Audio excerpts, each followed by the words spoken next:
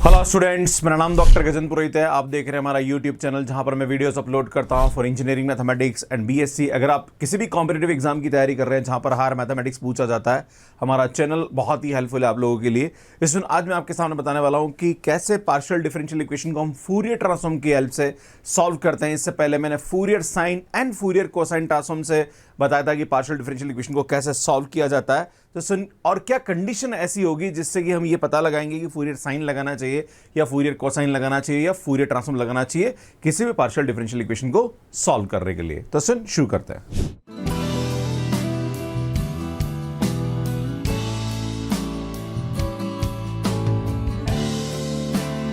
कोई भी partial differential equation दे रखी, चाहे वो हीट इक्वेशन हो चाहे वो वेव इक्वेशन हो, उसको हम फूरियर ट्रांसफॉर्म की हेल्प से सॉल्व कर सकते हैं। पर यहां पे कुछ पर्टिकुलर कंडीशन होनी चाहिए। अगर हमारे पास किसी भी क्वेश्चन के अंदर u0t या u at x is equal to 0 given है, तो उस वाले केस में हम फूरियर साइन ट्रांसफॉर्म लगाते हैं। अगर हमारे पास किसी भी पार्शियल डिफरेंशियल इक्वेशन के अंदर ux0t या del u by del x at x is equal to 0 given है, तो फूरियर कोसाइन लगाते हैं। इसमें इन दोनों पे मैंने यूट्यूब वीडियो अपलोड कर दिया है। अगर आपने नहीं देखा तो आप IIT पे जाके देख सकते हैं। अगर हमारे पास ये दोनों कंडीशन नहीं गिवन है और यहाँ पे इन दोनों में x ग्रेटर देन 0 होता है, पर अगर हमारे पास ये दोनों कंडीशन नहीं गिवन और x हमारे पास माइनस इन्फिनिट से इन्फिनिट है, तो उस वाले केस में हम यहाँ पे फूरियर ट्रांसफॉर्म यूज करते हैं। क्लियर है? तो Fourier transform del two u by del x square पे लगाएंगे तो minus s square u bar आएगा। देखो, इन दोनों के फार्मूले में यहाँ पे ये दोनों चीजें आती है ना, पर चूंकि जब हम फूरियर ट्रांसफॉर्म यूज करेंगे तो ये दोनों टर्म हमारे पास यहाँ पे क्या हो जाएगी, 0 हो जाएगी। तो उस वाले केस में खाली minus s square u bar आएगा, जहां पर x माइनस इन्फिनिट से इन्फिनिट होता है। और इस यहाँ पे t पे जब हम फूरियर ट्रांसफॉर्म लगाएंगे तो वो du बार बाय dt हो जाएगा। आपको बताना चाह रहा हूं कि फूरियर हमेशा x पे लगता है, t पे नहीं लगता है। अगर हमारे पास कोई भी uxt दे रखा है, इस पर अगर हम फूरियर ट्रांसफॉर्म लगाएंगे तो x जो होगा वो S हो जाता है। ठीक है, ये ध्यान देने की जरूरत है। इसमें मैं आपको कुछ क्वेश्चन के माध्यम से समझाने की कोशिश करता हूं। तो ये तो मैं बता ही चुका हूं आपको कंडीशन। एक क्वेश्चन देखते हैं। क्वेश्चन हमारे पास ये दे रखा है कि del u by del t is equal to c square del two u by del x square, और सुन यहाँ पे हमारे पास ux0 is equal to fx दे रखा है और x माइनस इन्फिनिट से इन्फिनिट दे रखा है। और आपको बोला जा रहा है कि भैया ये इक्वेशन को आपको सॉल्व करना है by the help of Fourier transform. तो हम क्या करेंगे, सुन यहाँ पे हमारे पास x माइनस इन्फिनिट से इन्फिनिट दे रखा है, न तो हमारे पास यहाँ पे u0t गिवन है और न ही हमारे पास ux0t गिवन है। इसका न तो हमारे पास फूरियर साइन ट्रांसफॉर्म यूज कर सकते हैं, ना फूरियर कोसाइन यूज करते हैं। तो हम क्या करेंगे, सुन दोनों तरफ फूरियर ट्रांसफॉर्म यूज करेंगे। तो हम क्या करेंगे, सुन यहाँ पे f del u by del t is equal to f c square del two u by del x square आ जाएगा। राइट, ये ध्यान देने की जरूरत है। इस सुन ये जो होगा हमारे पास ये हो जाएगा du bar by dt is equal to ये आएगा c स्क्वायर। इस सुन यहाँ पे हमारे पास इसकी वैल्यू जाएगी माइनस s स्क्वायर u बार हो जाएगा। क्लियर है ना भैया? इसका फार्मूला हमारे पास यही होता है। ठीक है, नाउ इसको हम सॉल्व करेंगे तो बेटा ये आ जाएगा हमारे पास du bar by dt is equal to minus का c square s square u bar. Then ये आएगा हमारे पास du bar by u bar is equal to minus का c square s square dt। बेटा इसका जब इंटीग्रेशन करेंगे यहाँ पे तो ये आएगा log u bar is equal to यहाँ पे आएगा माइनस का c square s square plus log ये t और आएगा, माफी चाहूंगा, सुन log a आ जाएगा। सुन log a को उधर ले लीजिए आप, तो log ये आएगा u bar upon a is equal to minus का c square s square t। बेटा log हटेगा और इस u बार को उधर ले लेंगे तो a e की power minus c square s square t। जब हम किसी पर फूरियर ट्रांसफॉर्म लेते हैं तो अल्टीमेटली वो हमारे पास क्या होता है, u बार का मतलब एग्जैक्टली होता क्या है। इसमें जो फूरियर ट्रांसफॉर्म है इसका हम uxt का फूरियर ट्रांसफॉर्म लेंगे तो बेटा ये आएगा हमारे पास 1 upon root 2 pi minus infinity to infinity ई की पावर आयोटा एस एक्स, और यहाँ पे हमारे पास ये आएगा u एक्स टी और ये हमारे पास आएगा dx। सुन ये हमारे पास यहाँ पे क्या आ जाएगी, इसकी वैल्यू आ जाएगी। जहाँ पर भी t है वहाँ 0 रख देते हैं बेटा, तो ये आएगा f u x0 is equal to ये आएगा 1 upon root 2 pi minus infinity to infinity ई की पावर आयोटा एस एक्स, और बेटा ये हमारे पास 0 आ जाएगा तो ये आएगा ux0 dx, और इसकी वैल्यू हमारे पास यहाँ पे क्या दे रखी है, fx दे रखी है। तो बेटा यहाँ पे हमारे पास ये आएगा ux0 is equal to 1 upon root 2 pi minus infinity to infinity ई की पावर आयोटा एस एक्स, और इसकी वैल्यू हमारे पास क्या आएगी, सुन fx dx आएगी।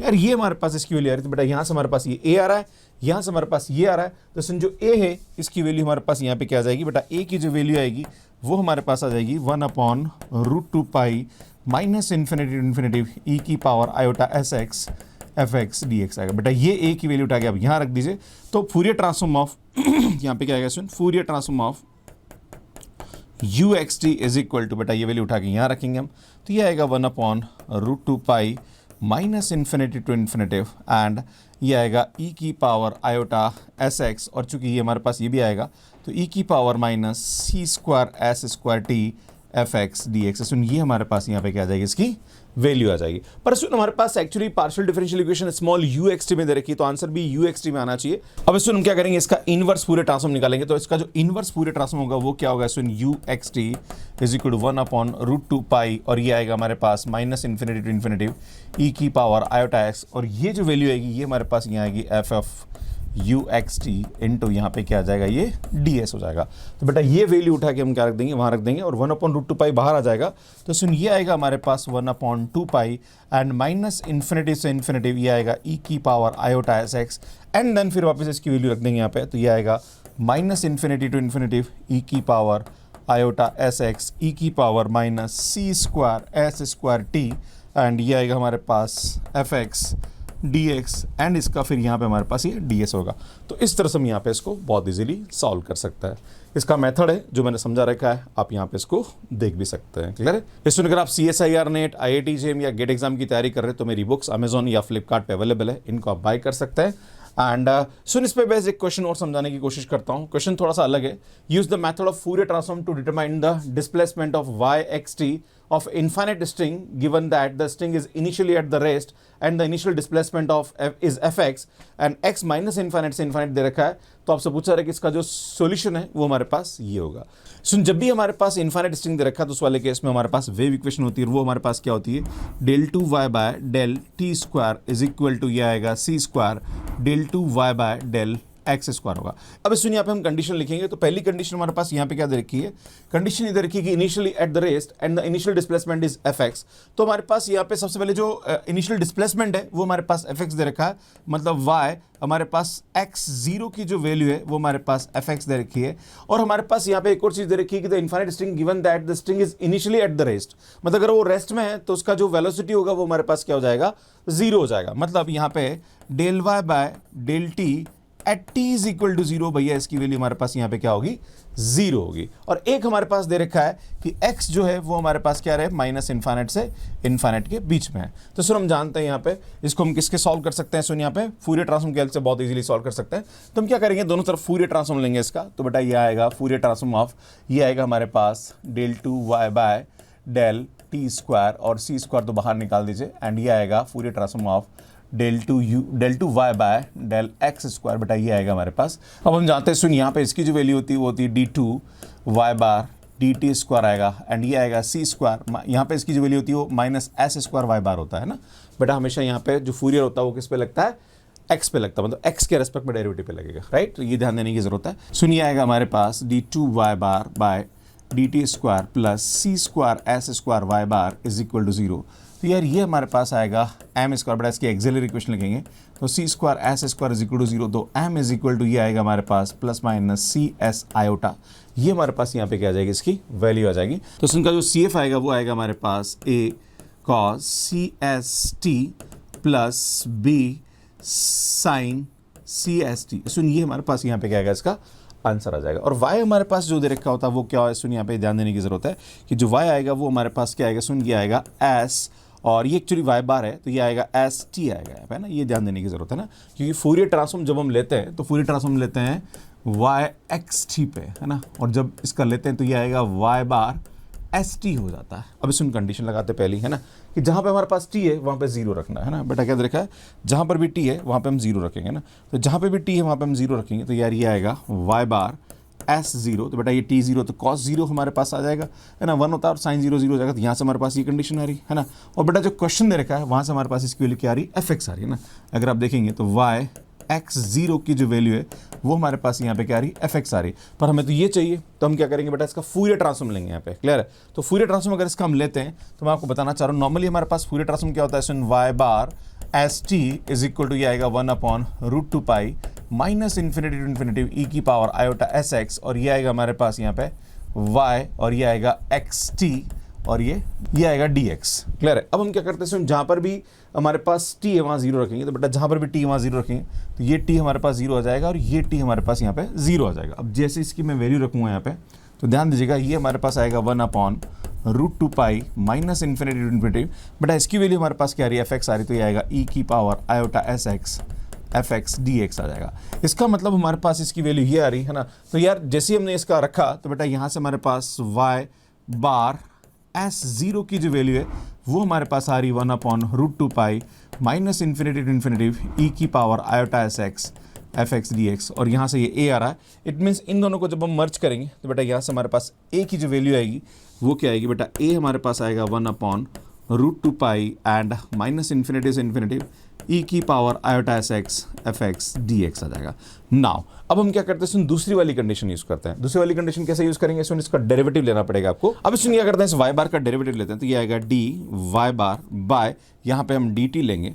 तो बेटा जैसे इसका डेरिवेटिव लेंगे तो ये आएगा हमारे पास, चूंकि ये कॉस है तो इसका डेरिवेटिव हो जाएगा माइनस का ए साइन सी एस टी, और बेटा यहाँ पे हम किसके रेस्पेक्ट में डेरिवेटिव टी के रेस्पेक्ट में लेते हैं, तो एस हमारे पास आगे आ जाएगा और सी भी हमारे पास यहाँ पे आ जाएगा। क्लियर है, माइनस का सी एस आ जाएगा, और यहाँ पे भी हमारे पास क्या आएगा, सुन c s b cos c s t हो जाएगा। नाउ अब हम क्या करते हैं, सुन यहाँ पे टी की जगह कंडीशन रखते हैं, टी जीरो रख लेते हैं ना। चूंकि हमारे पास आप बोलोगे सर ये तो वाई बार है और ये वाई है, तो फिर टी की कंडीशन कैसे लिख सकते हैं, क्योंकि हम यहाँ पे टी पे जीरो रख रहे हैं, हम एस पे जीरो नहीं रख रहे हैं, तो हम यहाँ पे जीरो लिख सकते हैं, राइट। तो हम क्या करते हैं, सुन d y bar by d t at t is equal to zero रखता हूँ। बेटा जैसे टी जीरो रखूँगा तो हम जानते हैं साइन जीरो हो जाएगा, और कॉस जीरो की वैल्यू हमारे पास यहाँ पे 1 हो जाएगी, तो बेटा ये आएगा सी एस बी हो जाएगा। पर चूंकि हमारे पास इसकी वैल्यू यहाँ पे क्या आ रही है, जीरो आ रही, तो बराबर ये जीरो हो जाएगा। इट इम्प्लाइज बी की वैल्यू हमारे पास यहाँ पे क्या आ जाएगी, जीरो हो जाएगी। तो सुन बी जीरो आ गया और ए की वैल्यू ये आ गई, सुन ये ए और बी की वैल्यू हम उठा के यहाँ रख देंगे। क्लियर है, एंड हमारे पास यहाँ पे क्या आ जाएगा, इसका आंसर आएगा। तो सुन मैं यहाँ इसको रख रहा हूँ, मैं इसको हटा रहा हूँ ताकि आपको समझने में दिक्कत ना है।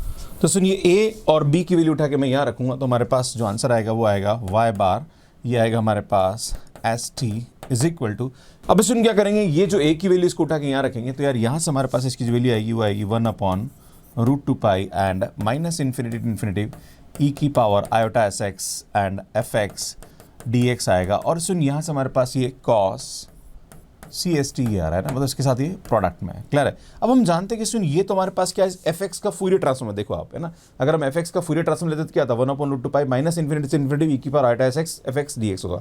तो बेटा हम क्या कर सकते हैं, यहाँ पे अगर हम लिखेंगे इसको, तो मैं इसको ऐसा लिख सकता हूँ, यहाँ पे क्या वाई बार सुनिए आएगा s t is equal to, तो सुन इसकी जो है उसकी वैल्यू हम क्या लिख सकते हैं, एफ बार एस लिख सकते हैं, और ये आएगा कॉस सी एस टी आ जाएगा। नाउ अब हम क्या करेंगे, चूंकि हमारे पास जो डिफरेंशियल इक्वेशन थी वो y में थी, तो सुन आंसर भी हमारे पास क्या आना चाहिए, y एक्स टी में आना चाहिए। तो हम क्या करेंगे, इसका इनवर्स फूरियर ट्रांसफॉर्म ले लेंगे, राइट। तो इनवर्स फूरियर ट्रांसफॉर्म लेंगे तो हमारे पास यहाँ पे क्या आएगा, सुन y x t is equal to 1/√2 और ये आएगा माइनस इन्फिनिटी टू इन्फिनिटी ई की power minus iota S x, और ये y bar s t d t आ जाएगा, मतलब डी एस आ जाएगा, सॉरी है ना, ये आएगा, क्योंकि जब इन्वर्स लेते हैं तो हमारे पास एस के रेस्पेक्ट में डिफरेंट इंटीग्रेशन होता है। क्लियर, तो सुन ये वैल्यू उठा के हम यहाँ रखेंगे, तो यार ये आएगा हमारे पास 1/ इसकी वैल्यू आएगी √2 एंड माइनस इन्फिनिटी से इन्फिनिटी ई की power minus iota S x, और बेटा इसकी जो वैल्यू आएगी वो आएगी f bar s and cos c s t, और यहाँ से हमारे पास ये डी एस आएगा। क्लियर, अब सुन जो कॉस सी एस टी है इसको हम यहाँ पे ई की पावर की फॉर्म में लिख सकते हैं। तो सुन यहाँ पे थोड़ा सा स्पेस मुझे और चाहिएगा, तो मैं यहाँ से इसको लिख रहा हूँ, इसको सॉल्व कर रहा हूँ। थोड़ा सा माफ़ी चाहूँगा, सुन इसको आप थोड़ा सा लिखिएगा, है ना, क्योंकि जगह नहीं तो मैं इसको थोड़ा सा लिखना पड़ेगा मुझे। तो सुन यहाँ से ये जो वैल्यू आ रही है हमारे पास वो आ रही है y x t is equal to, ये आएगा 1/√2 एंड देन ये आ रहा है हमारे पास माइनस इन्फिनिटी से इन्फिनिटी ई की power minus iota S x and f S तो हमारे पास एज इट इज आ रहा है। सुन यहाँ पे हमारे पास cos सी एस टी है, इसको हमें लिखना पड़ेगा। तो सुन इसका जो फार्मूला होता है वो हम यहाँ पे लिख सकते हैं, ई की power iota c s t plus e की power minus iota c s t divided by 2 into ये हमारे पास डी एस आ जाएगा ना।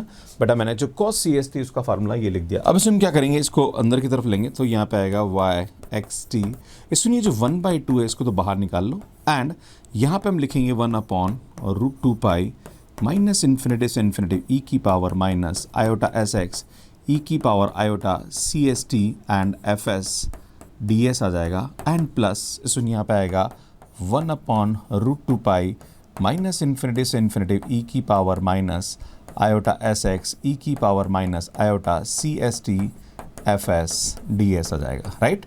ये हमारे पास वैल्यू आ जाएगी। नाउ थोड़ा सा हम सिंप्लीफाई करेंगे, तो इसमें ध्यान दीजिएगा, यहाँ से हमारे पास इसकी जो वैल्यू आएगी वो आएगी 1/√2 बेटा माइनस इन्फाइनाइट से इन्फाइनाइट। इसमें यहाँ से हम क्या करेंगे, e की power minus iota s common निकालेंगे, ये आएगा x माइनस सी टी आएगा इंटू FS/ds आएगा, प्लस इसमें यहाँ भी हमारे पास 1/√2 होगा, और ये आएगा माइनस इन्फिनिटी से इन्फिनिटी। बेटा यहाँ से e की power minus iota s common निकालेंगे तो इसमें आएगा x plus C T FS/ds आएगा। इसमें ये हमारे पास यहाँ पे इसकी वैल्यू आएगी। अब इसमें यहाँ पे हम देख रहे हैं कि यार यहाँ पे अगर हमारे पास ये जो फंक्शन है, अगर मैं एक फंक्शन यहाँ पे लूँ f x minus c t, तो बेटा इसका जो फूरियर ट्रांसफॉर्म होता है वो ये आता है, और इसका जो इन्वर्स है वो हमारे पास ये आता है। तो हम इसको ऐसा लिख सकते हैं, प्लस ये हमारे पास आएगा सुन f यहाँ पे x प्लस सी टी ये आ जाएगा, है ना, क्योंकि जब हम इसका फूरियर ट्रांसफॉर्म लेंगे तो ये हमारे पास अगर इसका जो इन्वर्स है वो हमारे पास यहाँ पे ये आता है, तो हम इसको इस तरह से लिख सकते हैं। तो ये हमारे पास यहाँ पे इसका